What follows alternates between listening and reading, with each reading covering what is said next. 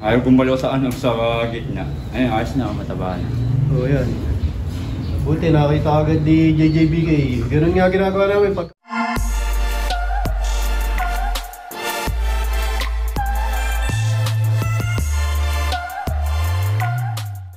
Welcome back mga kalapatids. Maraming salamat sa Kalapatids Breeder and Flyer Mix ni Boss Ronald Gonzalez at kay Tulume Probiotics at Tulume 5-in-1 Ariel Sikat Tulume.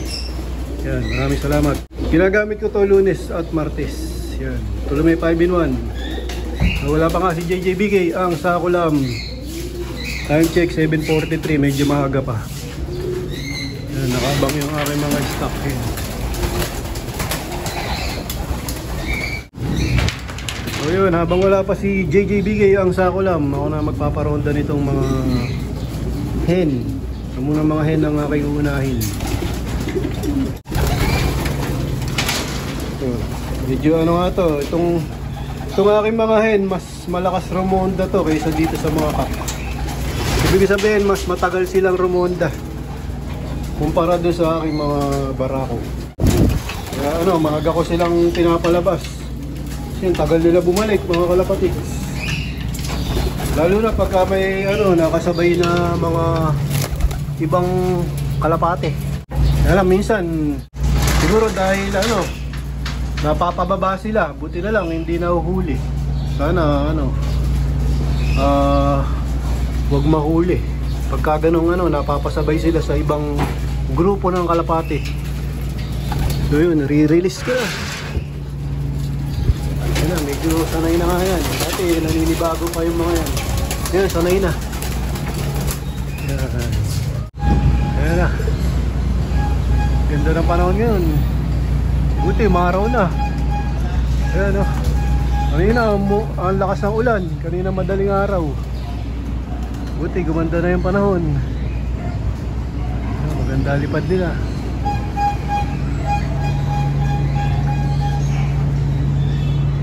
Ano, magre-ranging oh.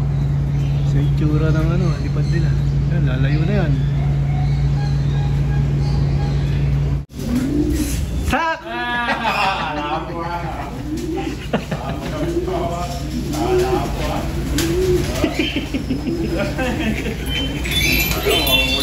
Nagulat si Sak. Yan, nagpapatoka na si JJBK ang sakulam. Gaya na lagi ko sinasabi, pagka may mga inakay kami, maaga namin pinapakain o pinapatuka para maagang masubuan yung mga inakay nila. Yan, medyo malalaki na. Pwede na ano to mga kalapatids, pwede nang ihiwalay yung nanay. Bali yung kak na lang yung ititira namin pagkatapos kumain. Hindi ganyan. Oh, ito. Isang clutch lang naman yung ano dyan gagawin ko. Tapos ito na yung anak nung ibon ni Master Pogi tsaka nung imbre ko mga kalapatids. Ito, lalaki nung anak nila, lulusog. Tapos dito sa parisan ni 8 Mac tsaka ng kanyang anak, may itlog na naman. Ako, wala, mukhang wala na naman si Media to isa. Meron. Tingin ko meron mga kalapatids. Yan. Nagtatabi na nga ako ng anak nito mga kalapatids ni 8 Mac kasi nga tumatanda na si 8 Mac. Sinasamantala ko na yung panahon na ano na may similya pa siya. Baka biglang mawalan. Wala akong maitago mga anak.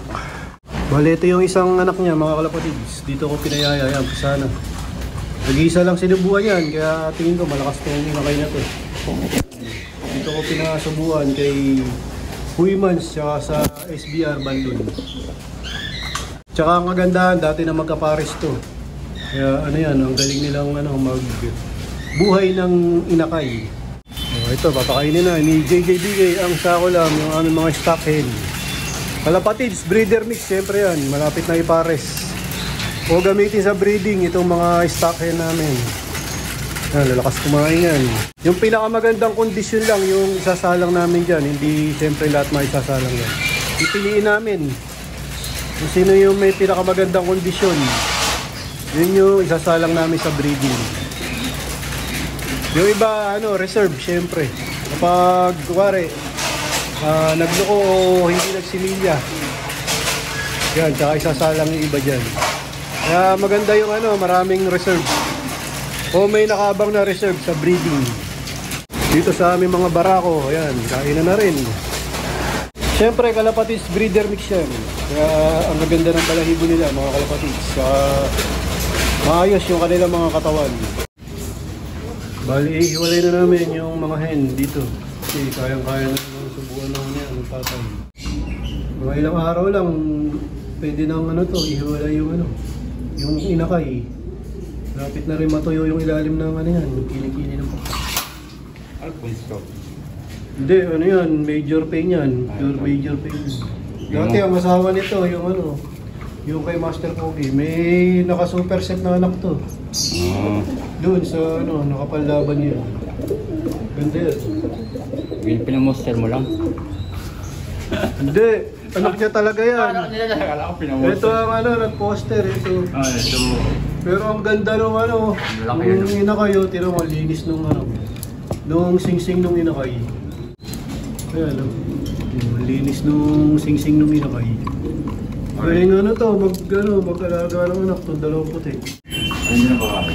Siya yung kumakain. Like check. Para ano,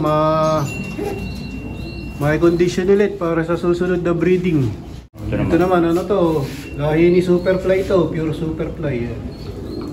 Kinuros ko dun sa ano, Crack 52. Meron ako ano, naitagong ano yan, anak.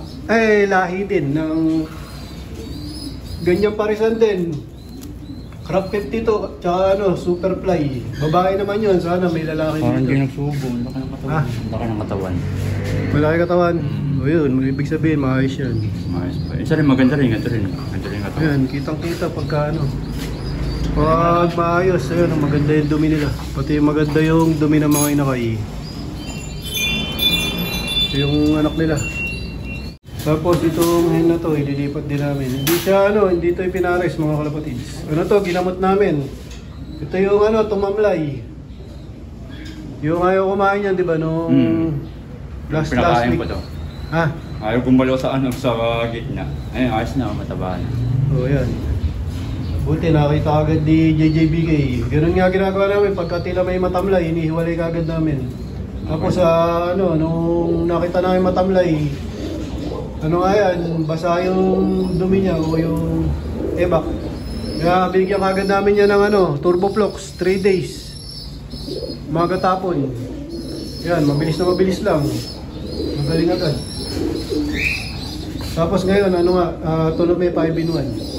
Okay na yan, pwede na isama ulit yan dun sa mga... Ito, ano? Barako ba to? Babayan. Time check 8:32. So yan. Kaya matagal Ramonda, may nakasabay na naman. Sana makauwi yung apat. Huwag mapapasok o madagit.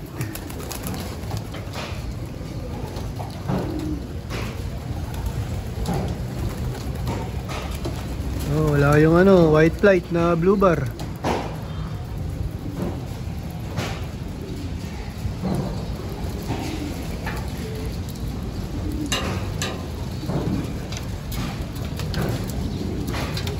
Okay.